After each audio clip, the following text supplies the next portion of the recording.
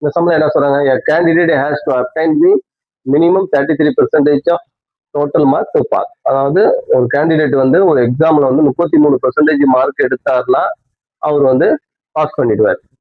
he got 25% of total marks, failed by 40 marks. ஆனா ஒரு mark எவ்வளவு எடுக்கிறாரு, 25% தான் எடுக்கிறாரு, 40 மார்க் வித்தியாசத்துல ஃபெயிலா போயிடுறாரு. அப்படின்னா மேக்சிமம் மார்க் எடுக்கிறோம். இது வந்து பாத்துக்கலாம், இது பாஸ் பர்சன்டேஜ். பாஸ் பர்சன்டேஜ் எவ்வளவு, 33%. ஆனா அவரு எவ்வளவு மார்க் எடுத்தாரு, எடுத்து ஃபெயிலா போறாரு, 25% எடுத்து ஃபெயிலா போயிடுறாரு.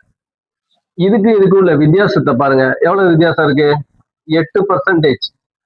அதே இதுல எவ்வளவு மார்க்ல எடுத்து ஃபெயிலா போறாரு, 40 மார்க். இந்த 8% தான் 40 மார்க். 100% எவ்வளவு, இதையும் இருக்குங்க, பெரிய முறை மேல கொண்டு போயிடுங்க. இதையும் பெருக்கி போட்டுருங்க, இதால வகுத்துருங்க. 100 × 40 / 8 போட்டீங்கன்னா 500 மார்க்கு.